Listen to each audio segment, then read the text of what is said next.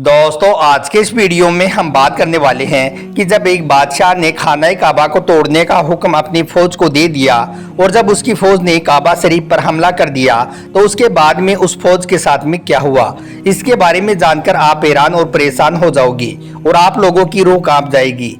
इसलिए आज का यह वीडियो आप सभी के लिए बहुत खास है। आप इसको आखिर तक जरूर देखें और अगर आपको अल्लाह की ज़ात पर मुकम्मल भरोसा है तो आप कमेंट बॉक्स में अल्लाहु अकबर लिखकर आगे शेयर भी कर दें ताकि और भी लोगों के पास यह वीडियो पहुंच जाए। तो चलिए दोस्तों शुरू करते हैं। किताबुल मुस्तरीफ और तारीख़ इब्ने आस्किर में है कि अल्लाह के पैगंबर हज़रत मोहम्मद सल्लल्लाहु अलैहि वसल्लम के इस दुनिया में तशरीफ़ लाने से 1000 साल पहले यमन का एक बादशाह था जिसका नाम तूबा अवल हिमरी था। वह एक मर्तबा अपनी सल्तनत के दौरे से निकला। बादशाह ने अपने साथ में 12,000 आलिम और हाकिम और 1,32,000 सवार और 1,13,000 प्यादे लिए और वह इस शान से निकला कि वह जहां भी कहीं पहुंचता तो उसकी शान और शौकत को देखकर लोग चारों तरफ से इसका नज़ारा देखने के लिए जमा हो जाते। ऐसा करते करते जब यह बादशाह दौरा करता हुआ मक्का शरीफ पहुंचा तो अहले मक्का से कोई भी शख्स उसको देखने के लिए अपने घर से बाहर नहीं निकला, यानी कि घर से बाहर नहीं आया।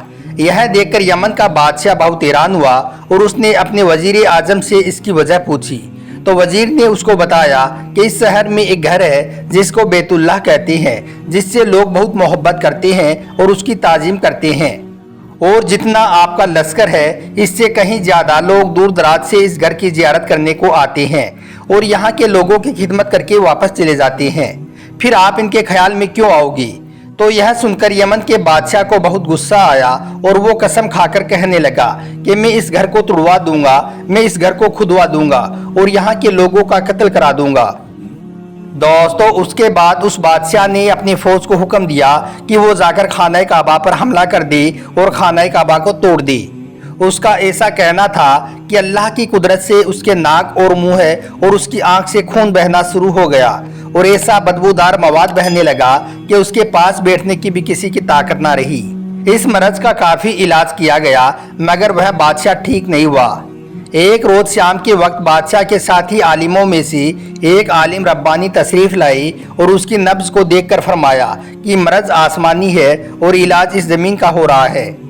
वह आलिम कहने लगा, ए बादशाह, आपने अगर कोई बुरी नीयत की है तो फौरन आप उससे तौबा कर लें। तो यह सुनकर बादशाह ने दिल ही दिल में बैतुल्लाह शरीफ और खाना काबा के मुतालिक अपने इरादे से तौबा की। अल्लाह की कुदरत देखें कि तौबा करते ही उसका खून और मवाद बहना बंद हो गया और फिर उसकी सेहत बिल्कुल अच्छी हो गई। यह देखकर वह बादशाह बहुत खुश हुआ और उसने बैतुल्लाह शरीफ को रेशमी गिलाफ चढ़ाया और मक्का के लोगों को साथ साथ रेशमी जोड़े नजर किए। उसके बाद यमन का वो बादशाह मक्का से जब मदीना शरीफ पहुंचा तो उसके साथ जो आलिम थी वह आसमानी किताबों की आलिम थी। उन्होंने मदीना की मिट्टी को सूंघा और वहाँ की कंकरियों को देखा और हज़रत मोहम्मद सल्लल्लाहु अलैहि वसल्लम की हज़रत गाह की जो अलामतें थी जो उन्होंने पढ़ी थी उनके मुताबिक उस सरजमीन को उन्होंने पाया। तो उन आलिमों ने आपस में अहद कर लिया कि अब हम मर जाएंगी मगर अब इस सरजमीन को नहीं छोड़ेंगी। अगर हमारी किस्मत ने साथ दिया तो अल्लाह के आखिरी पैगंबर हज़रत मोहम्मद सल्लल्लाहु अलैहि वसल्लम अगर कभी यहाँ पर तशरीफ़ लाएंगे तो हमें जियारत का शरफ हासिल हो जाएगा, और अगर जियारत नहीं होगी तो हमारी कब्रों पर तो ज़रूर ही कभी ना कभी उनकी जूतियों की मुकद्दस खाक उड़कर हमारे ऊपर पड़ी जाएगी जो हमारी निजात के लिए काफ़ी होगी।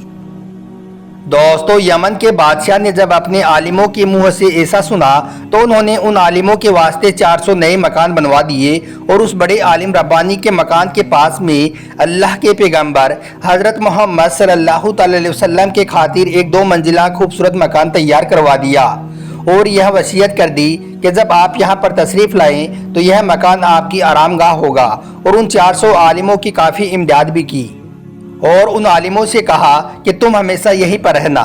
उसके बाद बड़े आलिम रब्बानी को उन्होंने खत लिख कर दिया और उससे कहा कि मेरा यह खत अल्लाह के पैगंबर हज़रत मोहम्मद सल्लल्लाहु अलैहि वसल्लम की खिदमत में पेश कर देना।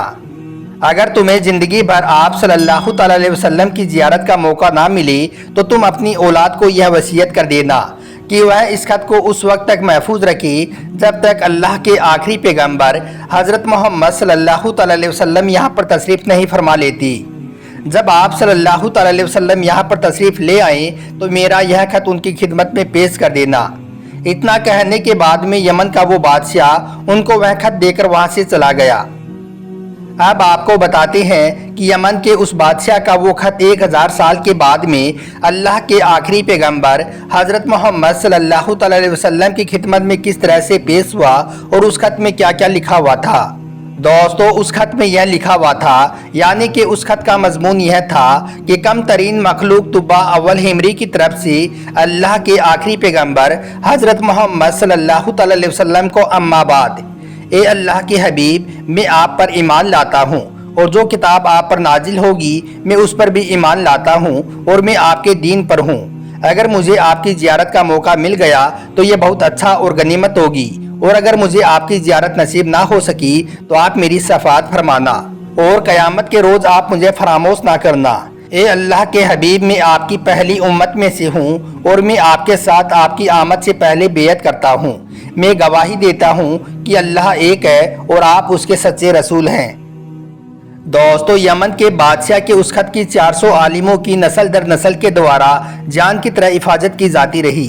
इस तरह से 1000 साल का वक्त गुजर गया। उन आलिमों की औलाद इस कदर बढ़ने लगी कि पूरे मदीने की आबादी में कई गुना इजाफा हो गया, और वह खत बड़े आलिम रब्बानी की औलाद में से हज़रत अबू अय्यूब अंसारी रज़ियल्लाहु ताला अन्हो के पास में पहुंचा, और आपने वह खत गुलाम खास अबू लैला की हिफाजत में रखा। उसके बाद जब अल्लाह के आखिरी पैगंबर हज़रत मोहम्मद सल्लल्लाहु अलैहि वसल्लम मक्का से हिजरत फरमाकर मदीना शरीफ पहुंची और जब आपकी ऊँटनी मदीना के अलविदाई घाटियों में नमूदार हुई तो मदीने के खुश नसीब लोग आखिरी पैगंबर हज़रत मोहम्मद सल्लल्लाहु अलैहि वसल्लम का इस्तकबाल करने के लिए अपने अपने घरों से निकल पड़ी। इनमें से कोई अपने मकान को सजा रहा था तो कोई दावत का इंतज़ाम कर रहा था, और सब लोग यही ख्वाहिश कर रहे थे कि अल्लाह के आखिरी पैगंबर हज़रत मोहम्मद सल्लल्लाहु अलैहि वसल्लम मेरे घर पर तशरीफ़ फरमा हो। यह देखकर आप सल्लल्लाहु अलैहि वसल्लम ने फरमाया कि मेरी ऊँटनी की नकील छोड़ दो, यह जिस घर में जाकर ठहरेगी और जिस घर में जाकर बैठ जाएगी वह घर मेरा आरामगाह होगा, यानी कि मैं उसी घर में ठहरूंगा। दोस्तों, उसके बाद अल्लाह के आखिरी पैगंबर हज़रत मोहम्मद सल्लल्लाहु अलैहि वसल्लम की ऊँटनी की नकील छोड़ दी गई। वह ऊँटनी उस 2 मंजिला मकान जिसको यमन के बादशाह तुब्बा ने हुजूर सल्लल्लाहु अलैहि वसल्लम के खातिर बनाया था उसमें जाकर ठहर गई, जिसमें इस वक्त हज़रत अबू अय्यूब अंसारी रज़ियल्लाहु ताला अन्हो रह रहे थे। इस घर को आप सल्लल्लाहु अलैहि वसल्लम ने अपनी आरामगाह बनाया।